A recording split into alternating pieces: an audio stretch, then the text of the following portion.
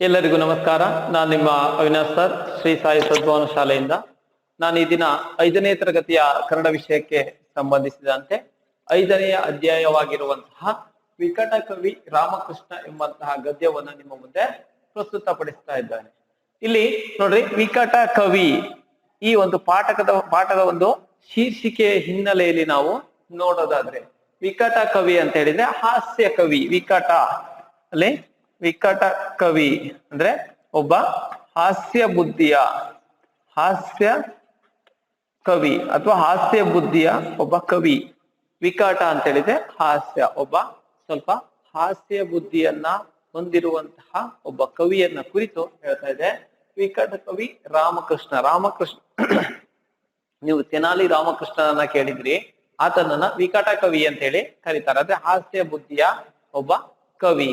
ಎಂತಹ ಒಂದು ಸನ್ನಿವೇಶವೇ ಆದ್ರೂ ಆ ಸನ್ನಿವೇಶವನ್ನ ಹಾಸ್ಯವನ್ನಾಗಿ ಪರಿವರ್ತಿಸುವಂತಹ ಒಂದು ಬುದ್ಧಿಶಕ್ತಿಯನ್ನ ಹೊಂದಿದಂತಹ ಕವಿ ಯಾರಾಗಿದ್ದ ಅಂತ ಹೇಳಿದ್ರೆ ಈ ತೆನಾಲಿ ರಾಮಕೃಷ್ಣ ಆಗಿದ್ದ. ಅಂತಹ ರಾಮಕೃಷ್ಣನ ತೆನಾಲಿ ರಾಮಕೃಷ್ಣನಿಗೆ ಸಂಬಂಧಿಸಿದಂತಹ ಕತೆ ಈ ವಿಕಟ ಕವಿ ರಾಮಕೃಷ್ಣ ಎಂಬಂತಹ ಕತೆ ಆಗಿದೆ. ವಿಕಟ ಕವಿ ಅಂದ್ರೆ ನೆನ್ಪಿಟ್ಕೊಳ್ರಿ, ಹಾಸ್ಯ ಕವಿ, ಹಾಸ್ಯ ಬುದ್ಧಿಯನ್ನ ಹೊಂದಿರುವಂತಹ ಕವಿ ರಾಮಕೃಷ್ಣ. ಆ ರಾಮಕೃಷ್ಣನ ಕುರಿತು ಇಲ್ಲಿ ಹೇಳ್ತಾ ಇದೆ. ಈ ತೆನಾಲಿ ರಾಮಕೃಷ್ಣ ಶ್ರೀಕೃಷ್ಣ ದೇವರಾಯನ ಆಸ್ಥಾನದ ಒಬ್ಬ ಕವಿಯಾಗಿದ್ದ. ಕೃಷ್ಣದೇವರಾಯನಿಂದನೂ ಆ ಕೃಷ್ಣದೇವರಾಯನ ವಿಜಯನಗರ ಸಾಮ್ರಾಜ್ಯ ಇತ್ತಲ್ವಾ, ಆ ವಿಜಯನಗರ ಸಾಮ್ರಾಜ್ಯದ ಅರಸು ಶ್ರೀಕೃಷ್ಣ ದೇವರಾಯ ಇದ್ದ.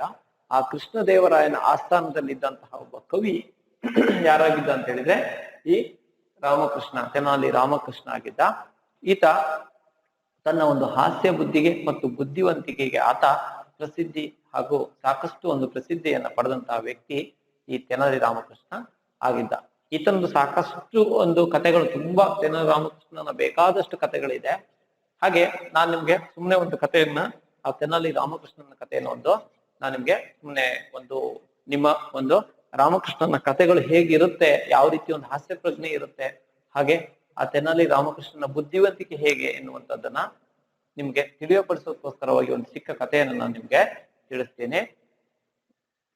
ಶ್ರೀಕೃಷ್ಣ ದೇವರಾಯ ಅರಮನೆಯಲ್ಲಿ ಇರ್ತಾನೆ. ಆತ ಅರಮನೆಯಲ್ಲಿ ಇದ್ದಂತಹ ಸಂದರ್ಭದಲ್ಲಿ ಯಾರೋ ಒಬ್ಬ ಸಾಧುಗಳು ಅವರ ಅರಮನೆಗೆ ಬರ್ತಾರೆ. ಆ ಸಾಧುಗಳು ಬಂದಂತವ್ರು, ಸಾಧು ಮೀನ್ಸ್ ಸನ್ಯಾಸಿಗಳು, ಅವ್ರೇನ್ ಮಾಡ್ತಾರೆ, ಈ ಶ್ರೀಕೃಷ್ಣ ದೇವರಾಯರಿಗೆ ಒಂದು ಗಿಳಿಯನ್ನ ಕೊಡ್ತಾರೆ. ಒಂದು ಗಿಳಿ. ಆ ಗಿಳಿ ಯಾವುದು ಅಂತ ಹೇಳಿದ್ರೆ ಅದು ಮಾತನಾಡುವ ಗಿಳಿ ಆಗಿತ್ತು. ಆ ಗಿಳಿ ಮಾತನಾಡ್ತಾ ಇತ್ತಂತೆ. ಯಾವುದೇ ಭಾಷೆಯನ್ನ ಯಾರು ಮಾತನಾಡಿದ್ರು ಆ ಭಾಷೆಯನ್ನ ಆ ಗಿಳಿಯು ಕೂಡ ಮಾತನಾಡ್ತಾ ಇತ್ತು. ಅಷ್ಟೊಂದು ಬುದ್ಧಿವಂತಿಕೆಯನ್ನುಳ್ಳಂತಹ ಗಿಳಿ ಆಗಿತ್ತಂತೆ. ಸರ್ ಗಿಳಿ ಮಾತಾಡತ್ತ ಅಂತ ಕೇಳ್ಬೇಡ್ರಿ, ಜಸ್ಟ್ ಕತೆ. ಓಕೆ, ಆ ರೀತಿ ಒಂದು ಬುದ್ಧಿವಂತಿಕೆ ಗಿಳಿ ಆಗಿತ್ತಂತೆ. ಅವಾಗ ಈ ಕೃಷ್ಣದೇವರಾಯರಿಗೆ ತುಂಬಾ ಸಂತೋಷ, ತುಂಬಾ ಖುಷಿ ಆಗುತ್ತೆ ಗಿಳಿಯನ್ನ ನೋಡಿ. ಹಾಗಾಗಿ ಸನ್ಯಾಸಿಗಳೇ, ನನಗೆ ನಿಮ್ಮ ಈ ಗಿಳಿಯನ್ನ ಕೊಡ್ತೀರಾ ಅಂತ ಕೇಳ್ತಾರೆ. ಹಾಗೆ ಆ ಸನ್ಯಾಸಿಗಳು ಅವರಿಗೆ ಬಹುಮಾನವಾಗಿ ಕೃಷ್ಣದೇವರಾಯನಿಗೆ ಗಿಳಿಯನ್ನ ಕೊಡ್ತಾರೆ. ಆಗ ಈ ಕೃಷ್ಣದೇವರಾಯ ಆ ಗಿಳಿಯನ್ನ ಇನ್ಮೇಲೆ ಚೆನ್ನಾಗಿ ನೋಡ್ಕೊಬೇಕಲ್ವ ಅರಮನೆಯಲ್ಲಿ. ಆಗ ಒಬ್ಬ ಸೇವಕನನ್ನ ಕರೀತಾನೆ. ಕರೆದು ಈ ಗಿಳಿಗೆ ಸ್ವಲ್ಪವೂ ಕೂಡ ತೊಂದರೆ ಆಗ್ಬಾರ್ದು, ಇದನ್ನ ತುಂಬಾ ಚೆನ್ನಾಗಿ ನೋಡ್ಕೊಬೇಕು ಅಂತ ಹೇಳಿ ಆತ ಏನ್ ಮಾಡ್ತಾನೆ, ಒಬ್ಬ ಸೇವಕನನ್ನ ನೇಮಿಸಿ ಸೇವಕನಿಗೆ ಹೇಳ್ತಾನೆ. ಆ ಸೇವಕ ಕೂಡ ಏನ್ ಮಾಡ್ತಾನೆ, ಆ ಗಿಳಿಯನ್ನ ತಗೊಂಡೋಗಿ ಅವನು ಒಂದು ಕಡೆಯಲ್ಲಿ ಅದನ್ನ ಇಟ್ಟು ಅದಕ್ಕೆ ಬೇಕಾದಂತ ಆಹಾರ, ಏನ್ ಕುಡಿಯೋಕ್ ಬೇಕು, ತಿನ್ನೋಕ್ ಬೇಕು, ಎಲ್ಲವನ್ನ ಕೊಟ್ಟು ಆತ ಏನ್ ಮಾಡ್ತಾನೆ, ಒಂದು ಸ್ವಲ್ಪ ಹೆಚ್ಚು ಕಮ್ಮಿ, ರಾಜ ಆತನಿಗೆ ಒಂದು ಭಯ ಹೇಳಿರ್ತಾನೆ, ನೀನೇನಾದ್ರೂ ಸ್ವಲ್ಪ ಗಿಳಿಗೆ ಹೆಚ್ಚು ಕಮ್ಮಿ ಆದ್ರೆ, ಏನಾದ್ರೂ ಸತ್ತೋಯ್ತು ಅಥವಾ ಏನಾದ್ರು ತೊಂದರೆ ಆಯ್ತು ಅಂತ ಹೇಳಿದ್ರೆ ನಿನಗೆ ನಾನು ಶಿಕ್ಷೆ ಕೊಡ್ತೀನಿ, ನಿನಗೆ ಮರಣದಂಡನೆಯನ್ನ ನಾನು ಕೊಡ್ತೀನಿ. ಆ ಗಿಳಿ ತುಂಬಾ ಅಮೂಲ್ಯ, ಅದನ್ನ ನೀನು ತುಂಬಾ ಚೆನ್ನಾಗಿ ನೋಡ್ಕೊಬೇಕು ಅಂತ ಹೇಳಿ ಆತ ಹೇಳಿರ್ತಾನೆ. ಆ ಸೇವಕ ಭಯದಿಂದ ಆತ ಏನ್ ಮಾಡ್ತಾನೆ, ತುಂಬಾ ಚೆನ್ನಾಗಿ ನೋಡ್ಕೊಂತಾ ಇರ್ತಾನೆ. ಹಾಗೇನೆ ರಾತ್ರಿ ಕೂಡ ಗಿಳಿ ಎಲ್ಲಿದೆಯೋ ಅಲ್ಲೇನೆ ಅವನು ಕೂಡ ಮಲ್ಕೊತಾ ಇರ್ತಾನೆ. ಗಿಳಿಯ ಪಂಜರ ಇದ್ದಲ್ಲೇ ಅವನು ಮಲಗ್ತಾ ಇರ್ತಾನೆ. ಅದಕ್ಕೆ ಎಷ್ಟೊತ್ತಿ ತಿನ್ನಕ್ ಬೇಕು, ಏನ್ ಬೇಕು ಅದನ್ನೆಲ್ಲ ಆತ ಕೊಡ್ತಾ ಇರ್ತಾನೆ. ಹೀಗೆ ದಿನಗಳು ಕಳೀತಾ ಹೋಗುತ್ತೆ. ಆ ಗಿಳಿ ಏನಾಗುತ್ತೆ, ಒಂದು ದಿನ ಅದು ಸತ್ತೋಗ್ಬಿಡುತ್ತೆ. ಗಿಳಿ ಸತ್ತೋಗ್ಬಿಡುತ್ತೆ. ಆಗ ಈ ಕೃಷ್ಣದೇವರಾಯನಿಗೆ ಗೊತ್ತಾದ್ರೆ ನನ್ನನ್ನು ಸಾಯಿಸ್ಬಿಡ್ತಾನೆ ಅಂತ ಹೇಳಿ ಸೇವಕನಿಗೆ ತುಂಬಾ ಚಿಂತೆ ಶುರುವಾಗುತ್ತೆ. ಆಗ ಆತ ಏನ್ ಮಾಡ್ತಾನೆ, ಅರಮನೆಯಲ್ಲೇ ಇದ್ದಂತಹ ಬುದ್ಧಿವಂತ ಕವಿ ಯಾರು ಅಂತ ಹೇಳಿದ್ರೆ ತೆನಾಲಿ ರಾಮಕೃಷ್ಣ, ತುಂಬಾ ಬುದ್ಧಿವಂತ. ಆಗ ತೆನಾಲಿ ರಾಮಕೃಷ್ಣನ್ ಹತ್ರ ಹೋಗ್ತಾನೆ. ತೆನಾಲಿ ರಾಮಕೃಷ್ಣನ್ ಹತ್ರ ಹೋಗಿ ಕವಿಗಳೇ, ನೀವು ತುಂಬಾ ಬುದ್ಧಿವಂತರು, ನನ್ನ ಪ್ರಾಣವನ್ನ ನೀವೇ ಉಳಿಸ್ಬೇಕು ಅಂತೇಳಿ ಹೋಗಿ ರಾಮಕೃಷ್ಣನ ಕೇಳ್ತಾನೆ. ಆಗ ಈ ರಾಮಕೃಷ್ಣ ಇದ್ದವನು ಆತ, ಸರಿ ನಿನ್ನ ಸಮಸ್ಯೆ ಏನು ಅಂತ ಹೇಳಿ ಕೇಳ್ತಾನೆ. ಆಗ ಆ ಸೇವಕ ಹೇಳ್ತಾನೆ, ಗಿಳಿಯನ್ನ ರಾಜರು ನನಗೆ ಸಾಕ್ಲಿಕ್ಕೆ ಕೊಟ್ಟಿದ್ರು, ನಾನು ತುಂಬಾ ಚೆನ್ನಾಗೇ ನೋಡ್ಕೊಂತಾ ಇದ್ದೆ, ಆದ್ರೆ ಏನಾಯ್ತೋ ಗೊತ್ತಿಲ್ಲ, ಸತ್ತೋಗ್ಬಿಡ್ತು. ಈಗ ನಾನು ಏನ್ ಮಾಡ್ಲಿ? ರಾಜರಿಗೆ ಗೊತ್ತಾದ್ರೆ ನನಗೆ ಶಿಕ್ಷೆಯನ್ನು ಕೊಡ್ತಾರೆ, ನನಗೆ ಮರಣದಂಡನೆಯನ್ನು ನೀಡ್ತಾರೆ, ಸಾಯಿಸ್ಬಿಡ್ತಾರೆ, ನಾನು ಏನ್ ಮಾಡ್ಲಿ ಅಂತೇಳಿ ಕೇಳ್ತಾನೆ. ಆಗ ಕೃಷ್ಣದೇವರಾಯ ಹೇಳ್ತಾನೆ, ನೀನು ಸ್ವಲ್ಪ ಮುಂದಿಂದ ನೀನು ಅರಮನೆಗೆ ಹೋಗು, ನಾನು ಹಿಂದಿಂದ ಬರ್ತೀನಿ ಅಂತ ಹೇಳಿ ಹೋಗ್ತಾರೆ. ಹೋಗಿ ನೋಡ್ತಾರೆ, ತೆನಾಲಿರಾಮಕೃಷ್ಣ ನೋಡ್ತಾನೆ, ಗಿಳಿ ಸತ್ತೋಗಿದೆ. ಆಗ ಅವನು ಇನ್ನೊಬ್ಬ ಸೇವಕನನ್ನ ಕರೀತಾನೆ. ಸೇವಕನನ್ನ ಕರೆದು ರಾಜರಿಗೆ ಗಿಳಿಯು ಧ್ಯಾನ ಮಾಡ್ತಾ ಇದೆ, ಗಿಳಿಯು ಧ್ಯಾನವನ್ನು ಮಾಡ್ತಾ ಕುಳಿತಿದೆ, ಬಂದು ನೋಡ್ಬೇಕಂತೆ ರಾಜರು ಅಂತ ಹೇಳಿ ಕಳಿಸ್ತಾನೆ. ಆಗ ಈ ಕೃಷ್ಣದೇವರಾಯ ಆ ಗಿಳಿಯನ್ನ ನೋಡ್ಲಿಕ್ಕೆ ಬರ್ತಾನೆ. ಕೃಷ್ಣದೇವರಾಯ ಬಂದು ಗಿಳಿಯನ್ನ ನೋಡ್ತಾನೆ. ನೋಡಿದ್ರೆ ಗಿಳಿ ಸತ್ತೋಗಿದೆ. ಆಗ ಕೃಷ್ಣದೇವರಾಯನಿಗೆ ತುಂಬಾ ಕೋಪ ಬರುತ್ತೆ. ಆಗ ಈ ತೆನಾಲಿ ರಾಮಕೃಷ್ಣ ಹೇಳ್ತಾನೆ, ಮಹಾಸ್ವಾಮಿಗಳೇ, ನೀವು ಕೋಪ ಮಾಡಿಕೊಳ್ಳುವ ಅವಶ್ಯಕತೆ ಇಲ್ಲ. ಪ್ರತಿಯೊಂದು ಜೀವಿ, ಯಾವುದೇ ಜೀವಿ ಆದ್ರೂ ಕೂಡ ಹುಟ್ಟು ಎನ್ನುವಂಥದ್ದು ದೇವರಿಂದ ಪಡೆದಂಥದ್ದು. ಅದೇ ರೀತಿಯಲ್ಲಿ ಸಾವು ಎನ್ನುವಂಥದ್ದು ಕೂಡ ಅದು ದೇವರಿಂದಾನೇ ಬರುವಂಥದ್ದು. ಅಥವಾ ಸಾವು ಯಾವಾಗ ಬರುತ್ತೆ ಅಂತೇಳಿ ಯಾರಿಗೂ ಕೂಡ ಗೊತ್ತಿಲ್ಲ. ಯಾವ ಜೀವಿಯ ಸಾವನ್ನ ಯಾರೂ ಕೂಡ ನಿಯಂತ್ರಿಸ್ಲಿಕ್ಕೆ ಸಾವಿಲ್ಲ, ಹಿಡಿದಿಡೋಕೆ ಸಾಧ್ಯ ಇಲ್ಲ. ಆ ಸೇವಕನ ತಪ್ಪು ಏನಿಲ್ಲ ಅಂತ ಹೇಳಿ ಆತ ತಿಳಿಸಿ ಹೇಳ್ತಾನೆ. ಆತ ತುಂಬಾ ಚೆನ್ನಾಗಿ ನೋಡ್ಕೊಂಡಿದ್ದಾನೆ, ಆದ್ರೆ ಆ ಗಿಳಿಯ ಆಯಸ್ಸು ಅಷ್ಟೇ ಇದ್ದಿದ್ದು, ಹಾಗಾಗಿ ಅದು ತೀರೋಗಿದೆ ಅಂತ ಹೇಳಿ ಆತನಿಗೆ ಬುದ್ಧಿಯನ್ನು ಹೇಳ್ತಾನೆ. ಆಗ ಕೃಷ್ಣದೇವರಾಯ ಹೇಳ್ತಾನೆ, ಸರಿ ಅಂತೇಳಿ ಆತ ಒಪ್ಪಿಕೊಳ್ತಾನೆ. ಒಂದ್ ವೇಳೆಯಲ್ಲಿ ಕೃಷ್ಣದೇವರಾಯ ಏನಾದ್ರು ಆತ ಗಿಳಿ ಸತ್ತೋಗಿದೆ ಅಂತೇಳಿ ಹೇಳಿ ಕಳಿಸಿದ್ರೆ ಆ ಸೇವಕನಿಗೆ ಕೃಷ್ಣದೇವರಾಯ ಏನಾದ್ರು ಗಿಳಿ ಸತ್ತೋಗಿದೆ ಅಂತೇಳಿ ಏನಾದ್ರು ಮಹಾರಾಜರಿಗೆ ಕೃಷ್ಣದೇವರಾಯನಿಗೆ ಹೇಳಿ ಕಳ್ಸಿದ್ದೆ, ಆತ ಏನ್ ಮಾಡ್ತಿದ್ದ, ಆ ಸೇವಕನಿಗೆ ಶಿಕ್ಷೆಯನ್ನ ಕೊಡ್ತಾ ಇದ್ದ. ಆದ್ರೆ ಆತನಿಗೆ ಈ ಕೃಷ್ಣದೇವರಾಯ ತನ್ನ ಒಂದು ಬುದ್ಧಿವಂತಿಕೆಯಿಂದ ಆತ ತಿಳಿಯಪಡಿಸಿರೋದ್ರಿಂದಾಗಿ ಆತನಿಗೇನಾಯ್ತು, ತನ್ನ ಒಂದು ಸಿಟ್ಟಿನ ಅರಿವು, ತನ್ನ ತಪ್ಪಿನ ಅರಿವು ಆತನಿಗೆ ಆಗುತ್ತೆ. ಯಾರಿಗೆ? ರಾಜನಿಗೆ ಅಲ್ವಾ? ಇಲ್ಲ ಅಂದಿದ್ರೆ ಆ ಬಡಪಾಯಿ ಆದಂತಹ ಸೇವಕ ಏನಾಗ್ತಿದ್ದ, ಶಿಕ್ಷೆಯನ್ನ ಅನುಭವಿಸ್ತಿದ್ದ. ಹೀಗೆ ತುಂಬಾ ಬುದ್ಧಿವಂತಿಕೆ ಹೆಸರಾದಂತಹ ಕವಿ ಈ ತೆನಾಲಿ ರಾಮಕೃಷ್ಣ. ಇನ್ನೊಮ್ಮೆ ಏನಾಗಿರುತ್ತೆ ಅಂದ್ರೆ, ಅವರ ಒಂದು ಆಸ್ಥಾನಕ್ಕೆ ಒಬ್ಬ ಕವಿ ಬಂದಿರ್ತಾರೆ. ಆ ಕವಿ ಯಾರು ಅಂತ ಹೇಳಿದ್ರೆ ದಿಂಡಿಮ ಎನ್ನುವಂತಹ ಕವಿ ಬಂದಿರ್ತಾರೆ. ಆ ಕವಿ ಇನ್ನೊಂದು ಕತೆ, ಅದೇ ಕತೆಗೆ ಅದೇ ರೀತಿಯ ಇನ್ನೊಂದು ಕತೆ. ಒಬ್ಬ ಕವಿ ಇವರ ಆಸ್ಥಾನಕ್ಕೆ ಬಂದಿರ್ತಾರೆ. ಯಾರು? ಕೃಷ್ಣದೇವರಾಯನ ಆಸ್ಥಾನಕ್ಕೆ ಒಬ್ಬ ಕವಿ ಬಂದಿರ್ತಾನೆ. ಆ ಕವಿ ಯಾರು ಅಂತ ಹೇಳಿದ್ರೆ ದಿಂಡಿಮ ಎನ್ನುವಂತಹ ಕವಿ. ತುಂಬಾ ಬುದ್ಧಿವಂತ, ಸಾಕಷ್ಟು ಒಂದು ಬುದ್ಧಿಯನ್ನು ಹೊಂದಿದಂತಹ ಕವಿ, ಚಾಣಾಕ್ಷ ಕವಿ ಅವನು. ಸಾಕಷ್ಟು ವಿಷಯಗಳನ್ನ, ತುಂಬಾ ಒಂದು ಜ್ಞಾನವನ್ನ ಹೊಂದಿದಂತಹ ಕವಿ. ಎಲ್ಲ ಒಂದು ವಿಷಯಗಳ ಜ್ಞಾನ ಎನ್ನುವಂಥದ್ದು ಆತನಿಗೆ ಇತ್ತು. ಆತ ತುಂಬಾ ಪುಸ್ತಕಗಳನ್ನ, ತುಂಬಾ ಒಂದು ಗ್ರಂಥ ಭಂಡಾರವನ್ನೆಲ್ಲ ಓದ್ಕೊಂಡಿದ್ದ. ಆತ ಬಂದು ಕೃಷ್ಣದೇವರಾಯನ ಮುಂದೆ ಒಂದು ಸವಾಲು ಹಾಕ್ತಾನೆ, ನಿನ್ನ ಆಸ್ಥಾನದಲ್ಲಿ ತುಂಬಾ ಜನ ಕವಿಗಳಿದ್ದಾರಲ್ಲ, ನಾನು ಅವರು ಯಾವುದೇ ಪ್ರಶ್ನೆಯನ್ನ ನನಗೆ ಕೇಳಿದಂತಹ ಪ್ರಶ್ನೆ ಯಾವುದೇ ಪುಸ್ತಕದ ಯಾವುದೇ ಪುಟದಲ್ಲಿ ಎಲ್ಲಿ ಬೇಕಾದ್ರೂ ಇರ್ಲಿ, ಯಾವುದೇ ಗ್ರಂಥದಲ್ಲಿ ಇರ್ಲಿ, ಆ ಪ್ರಶ್ನೆ ಅದನ್ನು ನಾನು ಉತ್ತರಿಸ್ತೀನಿ. ಒಂದ್ ವೇಳೆ ಉತ್ತರಿಸಿಲ್ಲ ಅಂತ ಹೇಳಿದ್ರೆ ನಾನು ಕಲ್ತಿರುವ ವಿದ್ಯೆಯನ್ನೆಲ್ಲ ಇಲ್ಲೇ ಬಿಟ್ಟು ನಿಮ್ಮ ಅರಮನೆಯಲ್ಲಿ ನಾನು ಕೆಲಸ ಮಾಡ್ಕೊಂಡಿರ್ತೀನಿ ಅಂತ ಹೇಳಿ ಸವಾಲನ್ನ ಹಾಕ್ತಾನೆ. ಯಾರು? ದಿಂಡಿಮ ಎನ್ನುವಂತಹ ಕವಿ. ಆಗ ಸರಿ ಅಂತೇಳಿ ಕೃಷ್ಣದೇವರಾಯ ಒಪ್ಕೊಳ್ತಾನೆ. ತನ್ನ ಅರಮನೆಯಲ್ಲಿದ್ದಂತಹ ಎಲ್ಲ ಕವಿಗಳನ್ನ ಕರೆದು ಹೇಳ್ತಾನೆ, ದಿಂಡಿಮರು ಬಂದು ಹೀಗೆ ಸವಾಲ್ ಹಾಕಿದ್ದಾರೆ, ನೀವು ಪ್ರಶ್ನೆಗಳನ್ನ ಕೇಳಿ ಅಂತ ಹೇಳಿ. ಆಗ ಅರಮನೆಯಲ್ಲಿ ಎಲ್ಲರೂ ಬರ್ತಾರೆ. ಎಲ್ಲರೂ ಪ್ರಶ್ನೆಗಳನ್ನ ಕೇಳಲಿಕ್ಕೆ ಶುರು ಮಾಡ್ತಾರೆ. ಯಾವ ಪ್ರಶ್ನೆಯನ್ನ ಕೇಳಿದ್ರು ಆ ದಿಂಡಿಮ ಕವಿ ನೇರವಾಗಿ ಆತ ಉತ್ತರವನ್ನ ಕೊಡ್ತಾನೆ. ಎಲ್ರು ಪ್ರಶ್ನೆ ಕೇಳಿ ಸೋತೋಗ್ಬಿಡ್ತಾರೆ. ರಾಜನೂ ಕೇಳ್ತಾನೆ. ರಾಜ ಕೇಳಿದ ಪ್ರಶ್ನೆಗೂ ಆತ ಉತ್ತರವನ್ನ ನೀಡ್ತಾನೆ.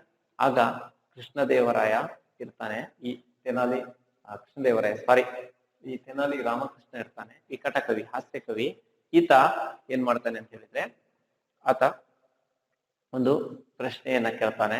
ಈ ಪುಸ್ತಕ ಒಂದು ಪುಸ್ತಕ ಅಂತ ಹೇಳಿ ಆತ ಹೇಳ್ತಾನೆ. ಓಕೆ, ತಿಲಕಾಸ್ತ ಮಹಿಷ ಬಂಧನ ಅಂದ್ರೆ ಏನು ಅಂತ ಹೇಳಿ ಆತ ಕೇಳ್ತಾನೆ. ತಿಲಕಾಸ್ತ ಮಹಿಷ ಬಂಧನ ಅಂದ್ರೆ ಏನು ಅಂತ ಹೇಳಿ ಕೇಳ್ತಾನೆ. ಆಗ ಆತ ಏನ್ ಮಾಡ್ತಾನೆ, ನಾನು ಎಲ್ಲಾ ಪುಸ್ತಕಗಳನ್ನು ಓದಿದ್ದೀನಿ, ಎಲ್ಲವನ್ನ ಓದಿದ್ದೀನಿ, ಎಲ್ಲ ಗ್ರಂಥ ಭಂಡಾರವನ್ನ ಅರೆದು ಕುಡಿದಿದ್ದೀನಿ, ಇದ್ಯಾವುದು ತಿಲಕಾಸ್ತ ಮಹಿಷ ಬಂಧನ, ಇದ್ಯಾವುದು ಅಂತೇಳಿ ತುಂಬಾ ಆತ ಪೇಚಾಟಕ್ಕೊಳಗಾಗ್ತಾನೆ. ಆತನಿಗೆ ಏನು ಅಂತ ಉತ್ತರನೇ ಗೊತ್ತಾಗಲ್ಲ. ಆಗ ಆಮೇಲೆ ಆತ ತಪ್ಪನ್ನ ಒಪ್ಕೊಳ್ತಾನೆ. ಇಲ್ಲ, ನಾನು ಸೋತೋದೆ ಅಂತೇಳಿ ಡಿಂಡಿಮ ಒಪ್ಕೊಳ್ತಾನೆ. ಒಪ್ಕೊಂಡು ಆತ ತನ್ನೆಲ್ಲ ಒಂದು ವಿದ್ಯೆಯನ್ನ ಆತ ಇಲ್ಲಿಯೇ ಬಿಟ್ಟು ಆತ ಏನ್ ಮಾಡ್ತಾನೆ, ಅಲ್ಲಿಯ ಕೆಲ್ಸಕ್ಕೆ ಅಲ್ಲಿಯೇ ಒಬ್ಬ ಕವಿಯಾಗಿ ಆತ ಅಲ್ಲಿ ಅರಮನೆಯಲ್ಲಿ ಸೇರ್ಕೊಳ್ತಾನೆ. ಓಕೆ, ಅದೇನೇ ಇರ್ಲಿ, ಆ ನಂತರದಲ್ಲಿ ಕೃಷ್ಣದೇವರಾಯರು ಕೇಳ್ತಾರೆ ಈ ತೆನಾಲಿ ರಾಮಕೃಷ್ಣರೇ, ನಿಮ್ಮ ಆ ಒಂದು ಒಗಟಿನ ಉತ್ತರವೇನು ಅಂತ ಕೇಳ್ತಾರೆ. ತಿಲಕಾಸ್ತ ಮಹಿಷ ಬಂಧನ ಅಂತ ಏನದು, ಆ ಒಗಟಿನ ಉತ್ತರ ಏನು ಅಂತೇಳಿ ಕೇಳ್ತಾನೆ. ಆಗ ರಾಮಕೃಷ್ಣ ಹೇಳ್ತಾನೆ, ಒಂದು ತಿಲ ಎಳ್ಳಿನ ಕಡ್ಡಿಯನ್ನ ತರಿಸ್ತಾನೆ. ಎಳ್ಳಿನ ಕಟ್ಟಿಗೆ, ಎಳ್ಳು ಇರುತ್ತಲ್ವಾ, ಎಳ್ಳು ಬಳಸ್ತೀವಲ್ವ ನಮ್ಮನೆ, ಆ ರೀತಿ ಎಳ್ಳಿನ ಒಂದು ಕಟ್ಟಿಗೆಯನ್ನ ತಿಲವನ್ನ ತರಿಸ್ತಾನೆ. ಮಹಿಷ ಬಂಧನ, ಮಹಿಷ ಅಂತ ಹೇಳಿದ್ರೆ ಕೋಣ, ಎಮ್ಮೆಗಳನ್ನ ಕಟ್ಟುವಂತ ಹಗ್ಗವನ್ನ ತರಿಸ್ತಾನೆ. ಇದು ತಿಲ, ಎಳ್ಳಿನ ಕಡ್ಡಿ.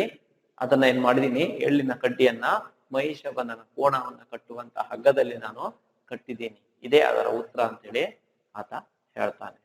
ನೋಡ್ರಿ, ಆತನ ಒಂದು ಬುದ್ಧಿವಂತಿಕೆ ಎನ್ನುವಂಥದ್ದು ನೋಡ್ರಿ. ಒಂದು ಎಳ್ಳಿನ ಕಡ್ಡಿ, ಒಂದು ಕೋಣವನ್ನ, ಎಮ್ಮೆಯನ್ನ ಕಟ್ಟುವಂತ ಹಗ್ಗದಲ್ಲಿ ಆತ ಏನ್ ಮಾಡ್ದ, ಒಂದು ಒಗಟನ್ನ ಕೇಳಿ ಆತನನ್ನ ಏನ್ ಮಾಡ್ದ, ಎಲ್ಲವನ್ನ ವಿದ್ಯೆಗಳನ್ನ ಬಲ್ಲಂತ ವ್ಯಕ್ತಿಯನ್ನು ಆತ ಏನ್ ಮಾಡ್ದ, ಆತನ ಸೋಲುವಂತೆ ಮಾಡ್ದ. ಇದು ಆ ತೆನಾಲಿ ರಾಮಕೃಷ್ಣನ ಒಂದು ಹಾಸ್ಯ ಬುದ್ಧಿ, ಮತ್ತೆ ಹಾಗೇನೆ ಆತನ ಒಂದು ಬುದ್ಧಿವಂತಿಕೆ. ಈ ರೀತಿಯ ಕಥೆಗಳಿಗೆ ಹೆಸರಾದಂತವನು ಈ ತೆನಾಲಿ ರಾಮಕೃಷ್ಣ.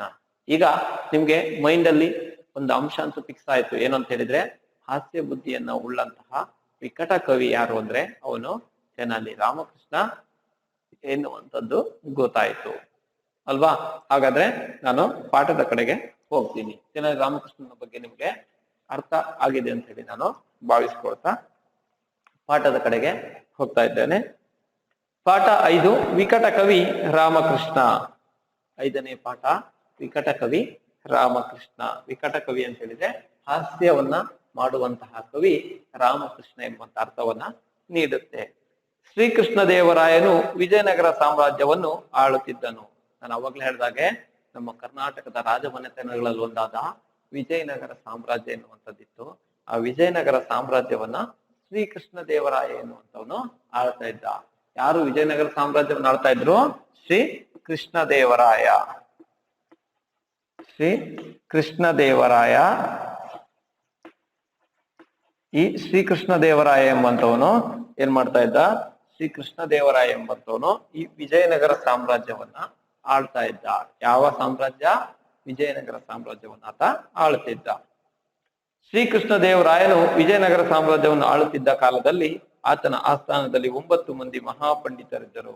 ಶ್ರೀಕೃಷ್ಣ ದೇವರಾಯ ವಿಜಯನಗರ ಸಾಮ್ರಾಜ್ಯವನ್ನು ಆಳ್ತಾ ಇದ್ದಂತೆ ಆ ಸಂದರ್ಭದಲ್ಲಿ ಆತನ ಆಸ್ಥಾನದಲ್ಲಿ 9 ಜನ ಪಂಡಿತರುಗಳು, 9 ಜನ ಪಂಡಿತರುಗಳು ಅಲ್ಲಿ ಇದ್ರಂತೆ. 9 ಜನ ಪಂಡಿತರುಗಳು ಈ ಶ್ರೀಕೃಷ್ಣ ದೇವರಾಯನ ಆಸ್ಥಾನದಲ್ಲಿ ಇದ್ರಂತೆ. ಹೀಗೆ ಅಲ್ಲಸಾನಿ ಪೆದ್ದಣ್ಣ, ದೂರ್ಜಟಿ, ತೆನಾಲಿ ರಾಮಕೃಷ್ಣ, ಹಾಗೆ ಹೀಗೆ ಬೇರೆ ಬೇರೆ ಕವಿಗಳು ಈ ಶ್ರೀಕೃಷ್ಣ ದೇವರಾಯನ ಆಸ್ಥಾನದಲ್ಲಿ 9 ಜನ ಬೇರೆ ಬೇರೆಯ ಕವಿಗಳು ಇದ್ರಂತೆ. ನವರತ್ನಗಳು ಅಂತ ಹೇಳಿ ಕರೀತಾ ಇದ್ರು. 9 ರತ್ನಗಳು. ಆ ನವರತ್ನಗಳು ಎಂಬಂತಹ ಕವಿಗಳು ಕೃಷ್ಣದೇವರ ಆಸ್ಥಾನದಲ್ಲಿ ಇದ್ರಂತೆ. ಇಲ್ಲಿರೋದಿಷ್ಟೇ, ಅಲ್ಲಿ ವಿಜಯನಗರ ಸಾಮ್ರಾಜ್ಯವನ್ನ ಶ್ರೀಕೃಷ್ಣ ದೇವರಾಯ ಎಂಬಂತ ರಾಜ ಆಳ್ತಾ ಇದ್ದ. ಆತನ ಆಸ್ಥಾನದಲ್ಲಿ 9 ಜನ ಕವಿಗಳು ಇದ್ರಂತೆ. ಅವರನ್ನು ನವರತ್ನಗಳು ಎಂದು ಕರೀತಿದ್ರು. 9 ಜನ ಕವಿಗಳನ್ನು ಏನಂತ ಕರೀತಿದ್ರು? ನವರತ್ನಗಳು. ನವರತ್ನಗಳು. ಆ ಕವಿಗಳನ್ನ ಏನಂತ ಕರೀತಿದ್ರು? 9 ಜನ ಕವಿಗಳನ್ನ ನವರತ್ನಗಳು ಅಂತ ಹೇಳಿ ಕರೀತಾ ಇದ್ರು. ಆ 9 ಜನ ಕವಿಗಳು ವಿಜಯನಗರ ಸಾಮ್ರಾಜ್ಯದಲ್ಲಿ ಇದ್ರಲ್ವಾ, ಅವರನ್ನ ನವರತ್ನಗಳು ಅಂತ ಹೇಳಿ ಕರೀತಿದ್ರು. ಆ 9 ಮಂದಿಯಲ್ಲಿ ರಾಮಕೃಷ್ಣ ಎಂಬುವವನು ಒಬ್ಬ. ಆ 9 ಜನ ಕವಿಗಳಿದ್ರಲ್ವಾ, ಆ 9 ಜನ ಕವಿಗಳಲ್ಲಿ ಈ ತೆನಾಲಿ ರಾಮಕೃಷ್ಣನು ಕೂಡ ಒಬ್ಬ ಆಗಿದ್ದ. 9 ಜನ ಕವಿಗಳು ವಿಜಯನಗರ ಸಾಮ್ರಾಜ್ಯದಲ್ಲಿ ಇದ್ರು. ಆ ವಿಜಯನಗರ ಸಾಮ್ರಾಜ್ಯದಲ್ಲಿದ್ದಂತಹ 9 ಮಂದಿ ಕವಿಗಳಲ್ಲಿ ಈ ತೆನಾಲಿ ರಾಮಕೃಷ್ಣನು ಕೂಡ ಒಬ್ಬ ಆಗಿದ್ದ. ಇಲ್ಲೇನಿಲ್ಲ, ಹೇಳ್ತಿರೋದಿಷ್ಟೇ. ವಿಜಯನಗರ ಸಾಮ್ರಾಜ್ಯವನ್ನ ಶ್ರೀಕೃಷ್ಣ ದೇವರಾಯ ಎಂಬಂತಹ ಕವಿ ಎಂಬಂತಹ ದೊರೆ ವಿಜಯನಗರ ಸಾಮ್ರಾಜ್ಯವನ್ನ ಶ್ರೀ ಕೃಷ್ಣ ದೇವರಾಯ ಎಂಬಂತಹ ದೊರೆ ಆಳ್ವಿಕೆ ಮಾಡ್ತಾ ಇದ್ದ. ಆತನ ಆಸ್ಥಾನದಲ್ಲಿ 9 ಜನ ಕವಿಗಳಿದ್ರು. ಅವರನ್ನ ನವರತ್ನಗಳು ಅಂತ ಹೇಳಿ ಅವರನ್ನ ಕರೀತಿದ್ರು. ಅವರಲ್ಲಿ ಈ ತೆನಾಲಿ ರಾಮಕೃಷ್ಣ, ಈ ರಾಮಕೃಷ್ಣ ಎಂಬಂತಹ ಕವಿಯು ಕೂಡ ಒಬ್ಬ ಆಗಿದ್ದ. ರಾಮಕೃಷ್ಣನು ಆಂಧ್ರ ರಾಜ್ಯದ ತೆನಾಲಿ ಎಂಬ ಗ್ರಾಮದವನಾಗಿದ್ದ. ಈ ರಾಮಕೃಷ್ಣ ಆಂಧ್ರ ರಾಜ್ಯದ ತೆನಾಲಿ ಎಂಬಂತಹ ಗ್ರಾಮದವನು. ರಾಮಕೃಷ್ಣ ಎಲ್ಲಿಯವನು? ಆಂಧ್ರ ರಾಜ್ಯದ, ಈಗಿನ ಆಂಧ್ರ ಇದೆಯಲ್ವಾ, ಆಂಧ್ರ ರಾಜ್ಯದ ತೆನಾಲಿ ಎಂಬಂತಹ ಗ್ರಾಮದವನು. ಯಾರು ಅಂತ ಹೇಳಿದ್ರೆ ಈ ರಾಮಕೃಷ್ಣ. ರಾಮಕೃಷ್ಣದ ಊರು ಯಾವುದು ಅಂತ ಹೇಳಿ ಕೇಳ್ಬೋದು. ಆಂಧ್ರ ರಾಜ್ಯದ ತೆನಾಲಿಯಲ್ಲಿ ರಾಮಕೃಷ್ಣರು ಜನಿಸ್ತಾರೆ. ರಾಮಕೃಷ್ಣರ ಊರು ಯಾವುದು? ಆಂಧ್ರ ರಾಜ್ಯದ ತೆನಾಲಿ. ರಾಮಕೃಷ್ಣರ ಊರು ಯಾವುದು? ರಾಮಕೃಷ್ಣರು ಆಂಧ್ರ ರಾಜ್ಯದ ತೆನಾಲಿ ಎಂಬಂತಹ ಸ್ಥಳದಲ್ಲಿ ರಾಮಕೃಷ್ಣರು ಜನಿಸ್ತಾರೆ. ರಾಮಕೃಷ್ಣರು ಆಂಧ್ರ ರಾಜ್ಯದ ತೆನಾಲಿಯಲ್ಲಿ ಗ್ರಾಮದಲ್ಲಿ ಆತ ಇದ್ದ. ಹಾಗಾಗಿ ಎಲ್ಲರೂ ಅವನನ್ನು ತೆನಾಲಿ ರಾಮಕೃಷ್ಣ ಎಂದೇ ಕರೆಯುತ್ತಿದ್ದರು. ಈ ರಾಮಕೃಷ್ಣನ ಊರು ಯಾವುದಾಗಿತ್ತು? ಆಂಧ್ರ ರಾಜ್ಯದ ತೆನಾಲಿ ಎಂಬಂಥದ್ದು ಊರಾಗಿತ್ತು. ಹಾಗಾಗಿ ಆತನನ್ನ ಎಲ್ಲರೂ ತೆನಾಲಿ ರಾಮಕೃಷ್ಣ ಅಂತ ಹೇಳಿ ಆತನನ್ನ ಕರೀತಾ ಇದ್ರು. ಊರಿನ ಹೆಸರನ್ನ ಸರ್ನೇಮ್ ಆಗಿ ಸೇರಿಸ್ಕೊಂಡಿದ್ರು. ಆತ ಈ ಒಂದು ಆಂಧ್ರ ರಾಜ್ಯದ ತೆನಾಲಿ ಎಂಬಂತಹ ಗ್ರಾಮದಲ್ಲಿ ಜನಿಸಿರೋದ್ರಿಂದಾಗಿ ಆತನನ್ನ ತೆನಾಲಿ ರಾಮಕೃಷ್ಣ ಅಂತ ಹೇಳಿ ಆತನನ್ನ ಕರೀತಿದ್ರಂತೆ. ರಾಮಕೃಷ್ಣ ಮಹಾಪಂಡಿತನಾಗಿದ್ದ. ರಾಮಕೃಷ್ಣ ಮಹಾಪಂಡಿತ ಅಂದ್ರೆ ತುಂಬಾ ತಿಳಿದಂತಹ, ಸಾಕಷ್ಟು ಜ್ಞಾನವನ್ನ ಹೊಂದಿದಂತಹ, ಸಾಕಷ್ಟು ಬುದ್ಧಿವಂತಿಕೆಯನ್ನ ಹೊಂದಿದಂತಹ ಕವಿ ಜ್ಞಾನಿಗಳು ಯಾರಾಗಿದ್ರು ಅಂತ ಹೇಳಿದ್ರೆ ಈ ತೆನಾಲಿ ರಾಮಕೃಷ್ಣ ಆಗಿದ್ದಂತೆ. ಮಹಾಹಾಸ್ಯಗಾರನು ಆಗಿದ್ದ ಆತ. ತೆನಾಲಿ ರಾಮಕೃಷ್ಣ ಒಬ್ಬ ಬುದ್ಧಿವಂತ ಅಷ್ಟೇ ಅಲ್ಲ, ಆತ ಒಬ್ಬ ಹಾಸ್ಯಗಾರ ಆಗಿದ್ದ, ಒಬ್ಬ ಪಂಡಿತ, ಸಾಕಷ್ಟು ಓದಿ ತಿಳಿದುಕೊಂಡಂತಹ ಒಬ್ಬ ಪಂಡಿತ, ಹಾಗೆ ಬುದ್ಧಿವಂತ ಆಗಿದ್ದ. ಹಾಗೆ ಆತನಲ್ಲಿ ಹಾಸ್ಯ ಸ್ವಭಾವ, ಹಾಸ್ಯ ಬುದ್ಧಿಯು ಕೂಡ ಆತನಲ್ಲಿ ಇತ್ತು. ನೋಡಿ, ತೆನಾಲಿ ರಾಮಕೃಷ್ಣ ಹಾಸ್ಯಕ್ಕೆ ಹೆಸರಾದಂತವನು, ಬುದ್ಧಿವಂತಿಕೆಗೆ ಹೆಸರಾದಂತವನು, ಅದೇ ರೀತಿಯಲ್ಲಿ ಅವನು ಪಂಡಿತನಾಗಿಯೂ ಕೂಡ ಹೆಸರನ್ನ ಗಳಿಸಿದಂತಹ ವ್ಯಕ್ತಿ ಆಗಿದ್ದ. ಯಾರು? ತೆನಾಲಿ ರಾಮಕೃಷ್ಣ.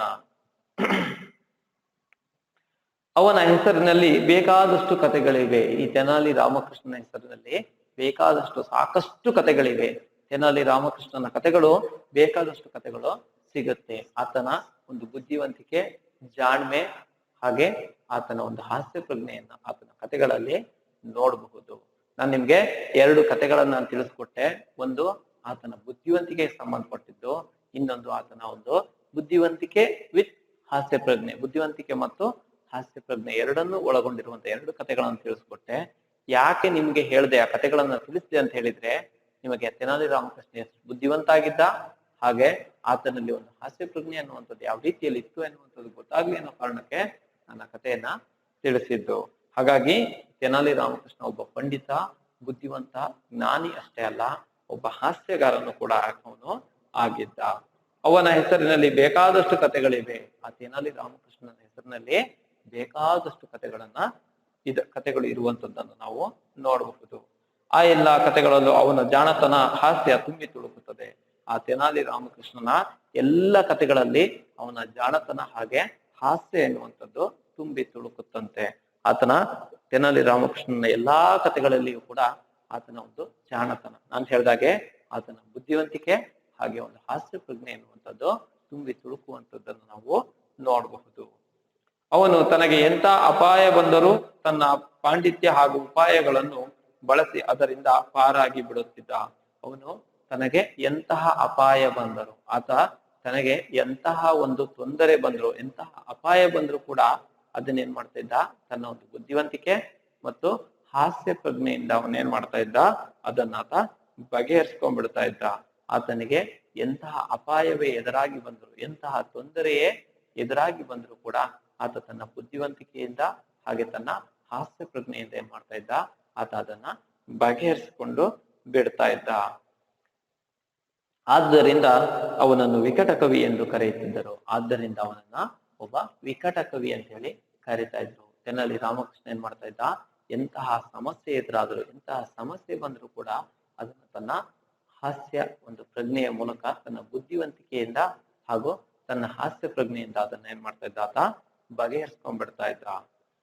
ಆದ್ದರಿಂದ ಅವನನ್ನು ವಿಕಟ ಕವಿ, ಆದ್ದರಿಂದನೇ ಅವನನ್ನ ಒಬ್ಬ ಜಾಣ್ಮೆಯನ್ನ ಹೊಂದಿದಂತಹ ಹಾಸ್ಯ ಕವಿ ಅಂತ ಹೇಳಿ ಆತನನ್ನ ಕರಿತಾ ಇದ್ರಂತೆ. ಅವನು ಈ ಹೆಸರಿನಿಂದಲೇ ಪ್ರಸಿದ್ಧಿಗೂ ಬಂದಿದ್ದ.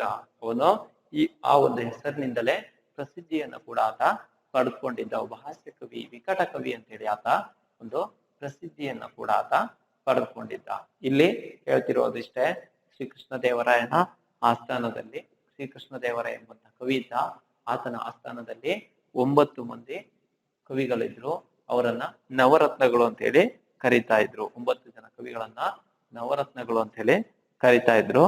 ಅದರಲ್ಲಿ ತೆನಾಲಿ ರಾಮಕೃಷ್ಣನು ಒಬ್ಬ ಆಗಿದ್ದ. ಈ ತೆನಾಲಿ ರಾಮಕೃಷ್ಣ ಈತ ಆಂಧ್ರ ರಾಜ್ಯದ ತೆನಾಲಿ ಎಂಬಂತಹ ಗ್ರಾಮದಲ್ಲಿ ಈ ತೆನಾಲಿ ರಾಮಕೃಷ್ಣ ಜನಿಸ್ತಾನೆ. ಹಾಗಾಗಿ ಈತನನ್ನ ತೆನಾಲಿ ರಾಮಕೃಷ್ಣ ಅಂತ ಹೇಳಿ ಕೂಡ ಅದನ್ನ ಜನರು ಕರಿತಿರ್ತಾರೆ. ಇವನೊಬ್ಬ ಸಾಕಷ್ಟು ಬುದ್ಧಿವಂತ, ಬುದ್ಧಿಶಕ್ತಿ ಉಳ್ಳಂತವನು, ಹಾಗೆ ಹಾಸ್ಯ ಪ್ರಜ್ಞೆಯನ್ನು ಉಳ್ಳಂತವನಾಗಿದ್ದ. ಈತನ ಹಲವಾರು ಕಥೆಗಳನ್ನ ನಾವು ನೋಡ್ಬೋದು. ಎಲ್ಲಾ ಕಥೆಗಳಲ್ಲಿಯೂ ಈತನ ಒಂದು ಬುದ್ಧಿವಂತಿಕೆ ಮತ್ತು ಹಾಸ್ಯ ಪ್ರಜ್ಞೆಯನ್ನು ನಾವು ನೋಡಬಹುದಾಗಿದೆ. ಎಂತಹ ಸಂಕಷ್ಟವೇ ಎದುರು ಬಂದ್ರೆ, ಎಂತಹ ಕಷ್ಟವೇ ಎದುರಾದ್ರೂ ಕೂಡ ಅದನ್ನ ತನ್ನ ಬುದ್ಧಿವಂತಿಕೆಯಿಂದ ಮತ್ತೆ ತನ್ನ ಒಂದು ಹಾಸ್ಯ ಪ್ರಜ್ಞೆಯಿಂದ ಅದನ್ನ ಎದುರಿಸುವಂತಹ ಒಂದು ಜಾಣ್ಮೆ ಆತನಲ್ಲಿ ಇತ್ತು. ಹಾಗಾಗಿ ಎಲ್ಲರೂ ಆತನನ್ನ, ಈ ತೆನಾಲಿ ರಾಮಕೃಷ್ಣನನ್ನ ವಿಕಟ ಕವಿ, ಹಾಗೆ ಆತನನ್ನ ಒಬ್ಬ ಬುದ್ಧಿವಂತ ಕವಿ, ಹಾಸ್ಯ ಕವಿ ಅಂತ ಹೇಳಿ ಆತನನ್ನ ಕರೀತಾ ಇರ್ತಾರೆ. ಹೀಗೆ ಆತ ತನ್ನ ಸಾಮ್ರಾಜ್ಯ, ತನ್ನ ಅರಮನೆಯಲ್ಲಿ ಹೆಸರುವಾಸಿಯಾಗಿದ್ದಂತಹ ಒಬ್ಬ ಕವಿ ಆಗಿದ್ದ. ಇದಿಷ್ಟು ಅಂಶ ಅರ್ಥ ಆಯ್ತು ಅಂತ ಹೇಳಿ ಭಾವಿಸ್ಕೊಳ್ತೀನಿ. ಮುಂದಿನ ಒಂದು ಪ್ಯಾರದ ಕಡೆಗೆ ಹೋಗ್ತೀನಿ. ತೆನಾಲಿ ರಾಮಕೃಷ್ಣನು ಹೀಗೆ ವಿಕಟ ಕವಿಯಾಗಿ ಪ್ರಸಿದ್ಧಿಗೆ ಬಂದ ಎನ್ನುವುದಕ್ಕೆ ಒಂದು ಕಥೆ ಇದೆ. ತೆನಾಲಿ ರಾಮಕೃಷ್ಣ ಹೀಗೆ ವಿಕಟ ಕವಿಯಾಗಿ ಆತ ಹೇಗೆ ಪ್ರಸಿದ್ಧಿಗೆ ಬಂದ ಎನ್ನುವುದಕ್ಕೆ ಒಂದು ಕಥೆ ಇದೆ. ನೋಡ್ರಿ, ತೆನಾಲಿ ರಾಮಕೃಷ್ಣನ ಬಗ್ಗೆ ಹೇಳಿದ್ರು ಇಲ್ಲಿಯವರೆಗೆ. ಆತ ಯಾರ ಆಸ್ಥಾನದಲ್ಲಿದ್ದ, ಏನು ಎನ್ನುವಂತ ತಿಳಿಸಿದ್ರು. ಈಗ ಹೇಳ್ತಿದ್ದಾರೆ, ಆತ ವಿಕಟ ಕವಿ ಹೇಗೆ ಆದ ಎಂಬುದಕ್ಕೆ, ಆತ ವಿಕಟ ಕವಿಯಾಗಿ ಹೇಗೆ ಪ್ರಸಿದ್ಧಿಯನ್ನ ಪಡೆದ ಎಂಬುದಕ್ಕೆ ಒಂದು ಕಥೆ ಇದೆ. ಈ ತೆನಾಲಿ ರಾಮಕೃಷ್ಣ ಎಂಬಂತಹ ವ್ಯಕ್ತಿ ವಿಕಟ ಕವಿಯಾಗಿ, ಒಬ್ಬ ಹಾಸ್ಯ ಕವಿಯಾಗಿ, ಒಬ್ಬ ಜಾಣ್ಮೆಯನ್ನ, ಬುದ್ಧಿವಂತಿಕೆಯನ್ನು ಹೊಂದಿದಂತಹ ಒಬ್ಬ ಜಾಣ ಕವಿಯಾಗಿ ಹೇಗೆ ಕಂಡು ಬಂದ ಎನ್ನುವುದಕ್ಕೆ ಒಂದು ಕಥೆ ಇದೆಯಂತೆ. ಆ ಕಥೆಯನ್ನ ಇಲ್ಲಿ ತಿಳಿಸ್ಕೊಡ್ತಾರೆ ನೋಡಿ. ನಿಮಗೆ ಈ ಒಂದು ಕಥೆಯ ಭಾಗ, ಇಲ್ಲಿವರೆಗೆ ನಾನು ತಿಳಿಸ್ಕೊಟ್ಟಿರುವಂತಹ ಕಥೆಯ ಭಾಗ ಅರ್ಥ ಆಯ್ತು ಅಂತೇಳಿ ನಾನು ಭಾವಿಸ್ಕೊಳ್ತಾ, ನೋಡಿ ಇಲ್ಲಿ ಮೊದಲು ಅವನು ಒಬ್ಬ ಸಾಮಾನ್ಯ ಬುದ್ಧಿಯ ಮನುಷ್ಯನಾಗಿದ್ದ. ಈ ರಾಮಕೃಷ್ಣ ಎಂಬಂತಹ ವ್ಯಕ್ತಿ ಮೊದಲೇನಾಗಿದ್ದ, ಆತ ಒಬ್ಬ ಸಾಮಾನ್ಯ ಬುದ್ಧಿಯ ಮನುಷ್ಯನೇ ಆಗಿದ್ದ. ಈ ತೆನಾಲಿ ರಾಮಕೃಷ್ಣ ಏನೋ ತುಂಬಾ ಬುದ್ಧಿವಂತ ಆಗಿರ್ಲಿಲ್ಲ. ಮೊದಲು ಆತ ಏನಾಗಿದ್ದ, ಸಾಮಾನ್ಯ ಬುದ್ಧಿಯ ಮನುಷ್ಯನೇ ಆಗಿದ್ದ. ಒಬ್ಬ ಸಾಮಾನ್ಯ ಬುದ್ಧಿ ಅಂದ್ರೆ ಈಗೆಲ್ಲ ನಮ್ಗೆ ಸಾಮಾನ್ಯ ಒಂದು ಬುದ್ಧಿಶಕ್ತಿಯನ್ನು ಹೊಂದಿದಂತವ್ರು ಹೇಗೆ ಇರ್ತಾರೋ ಆ ರೀತಿಯಲ್ಲಿ ಈ ತೆನಾಲಿ ರಾಮಕೃಷ್ಣ ಒಬ್ಬ ಸಾಮಾನ್ಯ ಬುದ್ಧಿಶಕ್ತಿಯನ್ನು, ನಮ್ಮೆಲ್ಲರಂತೆ ನಾವೆಲ್ಲ ಹೇಗೆ ಒಂದು ಸಾಮಾನ್ಯ ಬುದ್ಧಿಶಕ್ತಿಯನ್ನು ಹೊಂದಿದ್ದೀವೋ ಅದೇ ರೀತಿಯಲ್ಲಿ ತೆನಾಲಿ ರಾಮಕೃಷ್ಣ ಒಬ್ಬ ಸಾಮಾನ್ಯ ಬುದ್ಧಿಶಕ್ತಿಯನ್ನು ಹೊಂದಿದಂತ ವ್ಯಕ್ತಿ ಆಗಿದ್ನಂತೆ. ಒಂದು ದಿನ ಅವನಿಗೆ ಒಬ್ಬ ಮಹಾತ್ಮರ ದರ್ಶನವಾಯಿತು. ಒಂದು ದಿನ ಈ ತೆನಾಲಿ ರಾಮಕೃಷ್ಣನಿಗೆ ಒಬ್ಬ ಮಹಾತ್ಮರ ದರ್ಶನ ಆಯಿತು. ಮಹಾತ್ಮ ಅಂತ ಹೇಳಿದ್ರೆ ಒಬ್ಬ ಬುದ್ಧಿವಂತರು, ತುಂಬಾ ತಿಳುವಳಿಕೆ ಉಳ್ಳಂತಹ ವ್ಯಕ್ತಿಯ ಒಬ್ಬ ಮಹಾತ್ಮ ಅಂತ ಹೇಳಿದ್ರೆ ತುಂಬಾ ಜ್ಞಾನಿಗಳು, ಹಾಗೆ ಜ್ಞಾನಿಗಳು ಅಥವಾ ಪಂಡಿತರು ಅಂತ ಹೇಳಿ ಕರಿತೀವಿ. ಅದೇ ರೀತಿ ಒಬ್ಬ ಮಹಾತ್ಮ ಅಂತ ಹೇಳಿದ್ರೆ ಸನ್ಯಾಸಿಗಳು ಅಂತ ಹೇಳಿ ಕೂಡ ನೀವು ಅರ್ಥೈಸ್ಕೊಳ್ಬಹುದು, ಋಷಿ ಮುನಿಗಳು ಅಂತ ಹೇಳಿ ಕೂಡ ನೀವು ತಿಳ್ಕೊಬಹುದು. ಒಮ್ಮೆ ಈ ರಾಮಕೃಷ್ಣನಿಗೆ ಏನಾಗುತ್ತಂತೆ, ಒಬ್ಬ ಮಹಾತ್ಮ ಅಂತ ಹೇಳಿದ್ರೆ ಒಬ್ಬ ವ್ಯಕ್ತಿಯ, ಒಬ್ಬ ಸಾಧುಗಳ ಪರಿಚಯ ಆಗುತ್ತಂತೆ, ದರ್ಶನವಾಯಿತು. ಆ ಮಹಾತ್ಮರು ಅವನ ಮುಖದಲ್ಲಿ ಏನೋ ಒಂದು ಬಗೆಯ ಆಕರ್ಷಣೆಯನ್ನು ಕಂಡರು. ಆ ಮಹಾತ್ಮರು ಈ ತೆನಾಲಿ ರಾಮಕೃಷ್ಣನ ಮುಖದಲ್ಲಿ ಏನೋ ಒಂದು ಬಗೆಯ, ಒಂದು ರೀತಿಯ ಆಕರ್ಷಣೆಯನ್ನ, ಆತನ ಮುಖದಲ್ಲಿ ಒಂದು ತೇಜಸ್ ಇರುವಂತದ್ದನ್ನ, ಆತನಲ್ಲಿ ಒಂದು ಆಕರ್ಷಣೆ ಇರುವಂತದ್ದನ್ನ ನೋಡ್ತಾರಂತೆ. ಆಗ ಅವರಿಗೆ ಅವನ ಮೇಲೆ ಪ್ರೀತಿ ಹುಟ್ಟಿತು. ಆಗ ಈ ತೆನಾಲಿ ರಾಮಕೃಷ್ಣನನ್ನ ನೋಡಿ ಆತನ ಬಗ್ಗೆ ಒಂದು ಅನುಕಂಪ, ಒಂದು ಪ್ರೀತಿ ಆತನ ಬಗ್ಗೆ ಹುಟ್ಟುತ್ತಂತೆ. ಅಭಿಮಾನವು ಉಂಟಾಯಿತು. ಇದರಿಂದಾಗಿ ತೆನಾಲಿ ರಾಮಕೃಷ್ಣನ ಮೇಲೆ ಏನೋ ಒಂದು ರೀತಿಯ ಅಭಿಮಾನ ಉಂಟಾಯ್ತಂತೆ. ತಕ್ಷಣವೇ ಅವರು ಅವನಿಗೆ ಕಾಳಿಕಾದೇವಿಯ ಮಂತ್ರವನ್ನು ಉಪದೇಶ ಮಾಡಿದರು. ತಕ್ಷಣವೇ ಆ ಸಾಧುಗಳು, ಆ ಸನ್ಯಾಸಿಗಳಿದ್ದಲ್ವಾ, ಅವರು ಈ ತೆನಾಲಿ ರಾಮಕೃಷ್ಣನಿಗೆ, ಆತನಿಗೆ ಕಾಳಿಕಾ ಮಾತೆ, ಕಾಳಿಕಾ ದೇವಿ ಹೇಳ್ತೀವಲ್ವಾ, ಕಾಳಿಕಾ ಮಾತೆ, ಆ ಕಾಳಿಕಾ ದೇವಿಯ ಒಂದು ಮಂತ್ರವನ್ನ ಉಪದೇಶ ಮಾಡ್ತಾರೆ. ಉಪದೇಶ ಮಾಡೋದು ಮೀನ್ಸ್ ಹೇಳುವುದು. ತಕ್ಷಣ ಏನ್ ಮಾಡ್ತಾರೆ, ಆ ಸನ್ಯಾಸಿಗಳು ಈ ತೆನಾಲಿ ರಾಮಕೃಷ್ಣನಿಗೆ ಕಾಳಿಕಾ ಮಾತೆಯ, ಕಾಳಿಕಾ ದೇವಿಯ ಒಂದು ಮಂತ್ರವನ್ನ ಹೇಳಿಕೊಡ್ತಾರೆ. ಬಳಿಕ ಅವರು ಅವನಿಗೆ ಕಾಳಿಕಾ ದೇವಿಯ ಒಂದು ದೇವಾಲಯವನ್ನು ತೋರಿಸಿ, ರಾಮಕೃಷ್ಣ ನೀನು ಪ್ರತಿದಿನವೂ ಸ್ನಾನ ಮಾಡಿ ಆ ದೇವಿ ಮಂದಿರಕ್ಕೆ ಹೋಗು ಅಂತ ಹೇಳಿ ಹೇಳ್ತಾರೆ. ಬಳಿಕ ಅವನನ್ನ ಕರೆದು, ನೀನು ಪ್ರತಿದಿನ ಸ್ನಾನವನ್ನ ಮಾಡಿ ಅಲ್ಲೇ ಇರುವಂತಹ, ಹತ್ತಿರದಲ್ಲಿರುವಂತಹ ಕಾಳಿಕಾ ದೇವಿಯ ದೇವಸ್ಥಾನಕ್ಕೆ ಹೋಗಿ ನೀನು ಸ್ನಾನವನ್ನ ಮಾಡಿ ಆ ದೇವಸ್ಥಾನಕ್ಕೆ ಹೋಗಿ ಪೂಜೆಯನ್ನ ಮಾಡಿ ಆ ಮಂತ್ರಗಳನ್ನ ಹೇಳು ಅಂತ ಹೇಳಿ ಅವರು ಹೇಳ್ತಾರೆ. ಅಂದ್ರೆ ರಾಮಕೃಷ್ಣನಿಗೆ ಕಾಳಿಕಾದೇವಿಯ ಒಂದು ಮಂತ್ರವನ್ನ ಹೇಳ್ಕೊಟ್ಟು, ನೀನೇನ್ ಮಾಡು, ಪ್ರತಿದಿನ ಅಲ್ಲಿಯೇ ಎಲ್ಲಾದ್ರೂ ಅಲ್ಲಿಯ ಹೊಳೆಯಲ್ಲಿ ಸ್ನಾನವನ್ನ ಮಾಡಿ ನೀನು ಅಲ್ಲಿ ಹತ್ತಿರದಲ್ಲಿದ್ದಂತಹ ದೇವಸ್ಥಾನಕ್ಕೆ ಹೋಗಿ ನೀನು ಆ ಕಾಳಿಕಾದೇವಿಯ ಮಂತ್ರವನ್ನ ಹೇಳು ಅಂತ ಹೇಳಿ ಆತನಿಗೆ ಹೇಳ್ತಾರೆ. ಅಲ್ಲಿ ದೇವಿ ವಿಗ್ರಹದ ಮುಂದೆ ಕುಳಿತು ನಾನು ಹೇಳಿಕೊಟ್ಟ ಮಂತ್ರವನ್ನು ಭಕ್ತಿಯಿಂದ ಹೇಳುತ್ತಿರು ಅಂತ ಹೇಳ್ತಾರೆ. ಅಲ್ಲಿ ನೀನು ಏನ್ ಮಾಡು, ಕಾಳಿಕಾದೇವಿಯ ದೇವಸ್ಥಾನಕ್ಕೆ ಹೋಗಿ ನೀನು ನಾನು ಹೇಳಿಕೊಟ್ಟಿರುವಂತಹ ಮಂತ್ರವನ್ನ ಆ ದೇವಿಯ ಮುಂದೆ ಕುಳಿತು ಭಕ್ತಿಯಿಂದ ನೀನು ಹೇಳು ಅಂತೇಳಿ ಹೇಳ್ತಾರೆ. ಮುಂದೆ ಒಂದಲ್ಲ ಒಂದು ದಿನ ಆ ಮಾತೆ ನಿನಗೆ ಕಾಣಿಸಿಕೊಂಡು ಅನುಗ್ರಹ ಮಾಡುತ್ತಾಳೆ ಎಂದು ಹೇಳಿ ಹೊರಟು ಹೋದ. ಮುಂದೆ ಒಂದಲ್ಲ ಒಂದು ದಿನ ಆ ಮಾತೆ, ಕಾಳಿಕಾ ಮಾತೆ ನಿನಗೆ ಪ್ರತ್ಯಕ್ಷರಾಗ್ತಾಳೆ, ಪ್ರತ್ಯಕ್ಷರಾಗಿ ನಿನಗೆ ಅನುಗ್ರಹವನ್ನ ಮಾಡ್ತಾಳೆ ಅಂತ ಹೇಳಿ ಆತ ಹೇಳಿ ಅಲ್ಲಿಂದ ಹೊರಟು ಹೋಗ್ತಾರೆ. ಒಂದ್ಸಾರಿ ಏನಾಗುತ್ತಂತೆ, ಈ ತೆನಾಲಿ ರಾಮಕೃಷ್ಣನಿಗೆ ಒಬ್ಬ ಸಾಧುಗಳು, ಸನ್ಯಾಸಿಗಳು ಸಿಗ್ತಾರಂತೆ. ಅವರು ಈ ರಾಮಕೃಷ್ಣನ ನೋಡಿ ಅವರಿಗೆ ತುಂಬಾ ಒಂದು ಪ್ರೀತಿ ಉಂಟಾಗುತ್ತೆ. ಆಗ ರಾಮಕೃಷ್ಣರ ಮೇಲೆ ಅನುಕಂಪ ಹುಟ್ಟುತ್ತೆ. ಈತನ ಮುಖದಲ್ಲಿರುವಂತಹ ಒಂದು ತೇಜೋಮಾನವನ್ನು ನೋಡಿ ಅವರಿಗೆ ತುಂಬಾ ಸಂತೋಷ ಆಗುತ್ತೆ. ಆಗ ಈತ ಒಬ್ಬ ಒಳ್ಳೆಯ ವ್ಯಕ್ತಿ ಆಗ್ತಾನೆ ಎನ್ನುವಂಥದ್ದು ಅವರಿಗೆ ತನ್ನ ದಿವ್ಯ ದೃಷ್ಟಿಯಿಂದ ಗೊತ್ತಾಗುತ್ತೆ. ಆಗ ಅವ್ರೇನ್ ಮಾಡ್ತಾರೆ, ರಾಮಕೃಷ್ಣ ನಿನಗೆ ನಾನು ಒಂದು ಮಂತ್ರವನ್ನ ಹೇಳಿಕೊಡ್ತೇನೆ, ಈ ಮಂತ್ರವನ್ನು ದಿನಲೂ ನೀನು ಪಠಣೆ ಹೇಳ್ಬೇಕು. ನಾನು ಕಾಳಿಕಾದೇವಿಯ ಒಂದು ಮಂತ್ರವನ್ನು ಹೇಳಿಕೊಡ್ತೀನಿ, ಅದನ್ನು ನೀನು ದಿನಲೂ ಹೇಳ್ತಾ ಇರ್ಬೇಕು ಅಂತೇಳಿ ಹೇಳ್ತಾರೆ. ಸರಿ ಹಾಗಾದ್ರೆ ಅಂತೇಳಿ ಆತ ಒಪ್ಕೊಳ್ತಾನೆ. ಆಗ ಈ ವ್ಯಕ್ತಿಗಳು ಹೇಳ್ತಾರೆ, ನೀನು ದಿನಲೂ ಸ್ನಾನವನ್ನ, ಪ್ರತಿದಿನ ಬೆಳಿಗ್ಗೆ ಸ್ನಾನವನ್ನ ಮಾಡಿ ಕಾಳಿಕಾದೇವಿಯ ದೇವಸ್ಥಾನಕ್ಕೆ ಹೋಗು. ಆ ದೇವಸ್ಥಾನಕ್ಕೆ ಹೋಗಿ ನೀನೇನ್ ಮಾಡು, ಮಂತ್ರವನ್ನ ನೀನು ಪಠಣೆ ಮಾಡ್ತಾ ಇರು. ಒಂದಲ್ಲ ಒಂದು ದಿನ ಆ ದೇವಿ ನಿನಗೆ ಪ್ರತ್ಯಕ್ಷರಾಗ್ತಾಳೆ, ನಿನಗೆ ಬೇಕಾದಂತ ವರವನ್ನ ಅನುಗ್ರಹ ಮಾಡ್ತಾಳೆ ಅಂತೇಳಿ ಆ ಸಾಧುಗಳು, ಸನ್ಯಾಸಿಗಳು ಹೇಳಿ ಹೊರಟು ಹೋಗ್ತಾರೆ. ಓಕೆ, ಇಲ್ಲಿಯವರೆಗೆ ನಿಮಗೆ ಪಾಠ ಅರ್ಥ ಆಗಿದೆ ಅಂತೇಳಿ ನಾನು ಭಾವಿಸ್ಕೊಳ್ತೇನೆ. ಇಲ್ಲಿ ಹೇಳುವಂತಹ ಅಥವಾ ಇಲ್ಲಿ ಇರುವಂತಹ ಅಂಶ ಇಷ್ಟೇ. ತೆನಾಲಿ ರಾಮಕೃಷ್ಣ ಎಲ್ಲಿ ಆತ ಯಾರ ಆಸ್ಥಾನದಲ್ಲಿದ್ದ, ಶ್ರೀಕೃಷ್ಣ ದೇವರಾಯನ ಆಸ್ಥಾನದಲ್ಲಿದ್ದ 9 ಜನ ಕವಿಗಳಲ್ಲಿ ಆತನು ಕೂಡ ಒಬ್ಬ ಆಗಿದ್ದ. ಅದ್ರ ಜೊತೆಗೆ ಆತ ತೆನಾಲಿ ಎಂಬ ಗ್ರಾಮದಲ್ಲಿ ಜನಿಸಿದ್ದ. ತೆನಾಲಿ ರಾಮಕೃಷ್ಣ ಒಬ್ಬ ಹಾಸ್ಯ ಕವಿ ಹೇಗಾದ, ವಿಕಟ ಕವಿ ಹೇಗಾದ ಎನ್ನುವಂಥದ್ದು ಒಂದು ಕಥೆ ಇದೆ. ಆ ಕಥೆಯನ್ನು ಕುರಿತು ಹೇಳ್ತಾ ಇದ್ದಾರೆ. ಓಕೆ, ಇದಿಷ್ಟು ಅಂಶಗಳು ನಿಮಗೆ ಅರ್ಥ ಆಯ್ತು ಅಂತೇಳಿ ನಾನು ಭಾವಿಸ್ಕೊಳ್ತೇನೆ. ಹಾಗಾದ್ರೆ ನಾನು ಇಂದಿನ ದಿನ ತಿಳಿಸಿದಂತಹ ಒಂದು ಪಠ್ಯಭಾಗ ನಿಮಗೆ ಅರ್ಥ ಆಗಿದೆ ಅಂತ ಹೇಳಿ ಭಾವಿಸ್ಕೊಳ್ತಾ ಇಂದಿನ ತರಗತಿಯನ್ನಿಲ್ಲಿಗೆ ಮುಗಿಸ್ತಾ ಇದ್ದೇನೆ. ಎಲ್ಲರಿಗೂ ಧನ್ಯವಾದಗಳು.